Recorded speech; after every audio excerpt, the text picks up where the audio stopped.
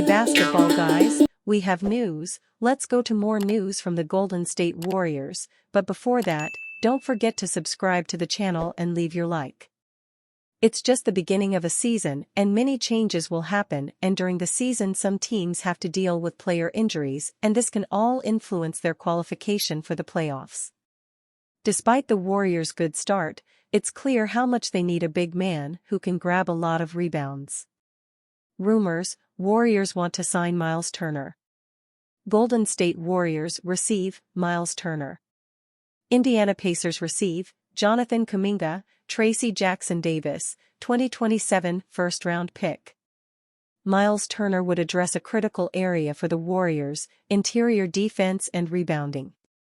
Turner is one of the league's premier shot blockers, with an average of 1.8 blocks per game, while also stretching the floor with his three-point shooting. Miles Turner's ability to protect the paint would allow Green to focus more on the perimeter, and his shooting would give Curry and the Warriors' offense more space to operate. The Indiana Pacers receive a strong package that includes Kuminga, a young player with promising upside, as well as Jackson-Davis and a future first-round pick. This trade could fit well with Indiana's timeline, especially as they continue to build around Tyrese Haliburton and Benedict Mathurin.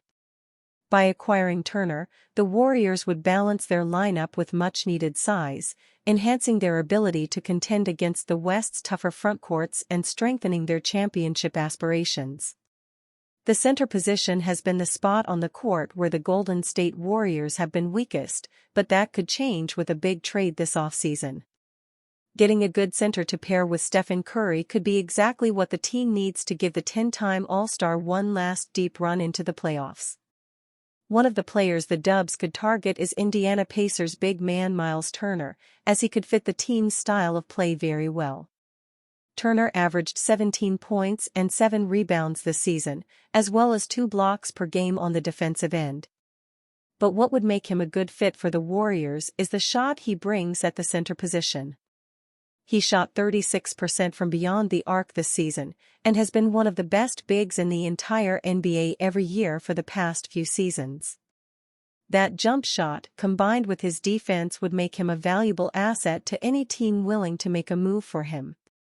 The price for Turner might be a little high, especially since he's in the top 10 in the playoffs in three-point percentage, a nice wrinkle from the big guy.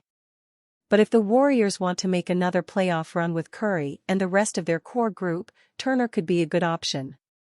Draymond Green confesses to sabotaging Stephen Curry and Chris Paul's relationship. February 27, 2024, Washington, District of Columbia, USA, Golden State Warriors forward Draymond Green, 23, reacts after making a three-point field goal against the Washington Wizards in the first half at Capital One Arena. Mandatory credit: Jeff Berkemane Images / Jeff Berkemane Images. Chris Paul had a long rivalry with the Golden State Warriors before getting traded to the team in 2023. At the time, the move shocked the NBA community. After all, no one ever imagined seeing Stephen Curry and CP3 share the court. Unfortunately, the partnership lasted only one season, and it was far from what the Dub Nation expected.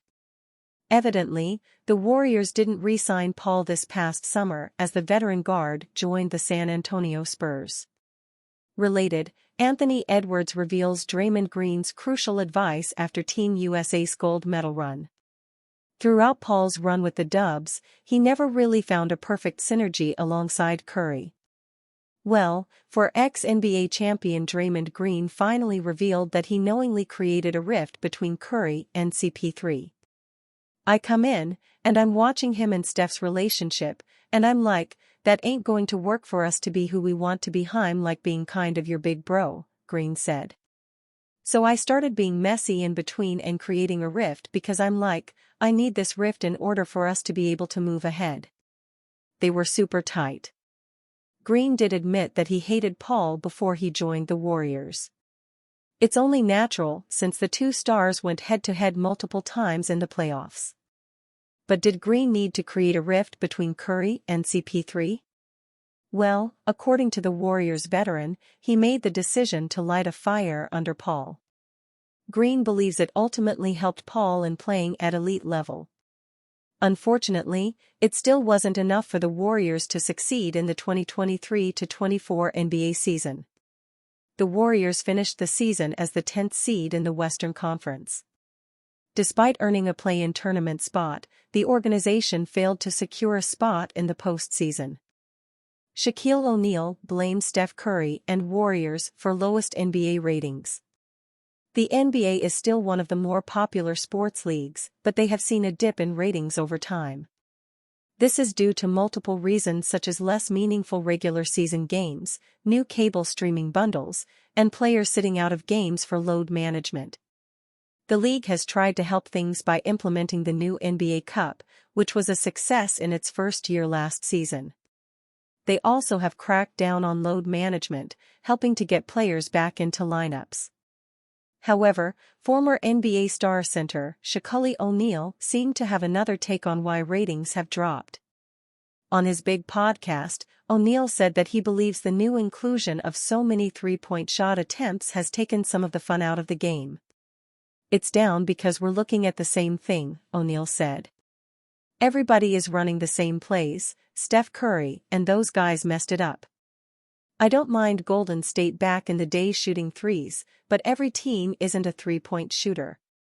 So why everybody has the same strategy? I think it makes the game boring.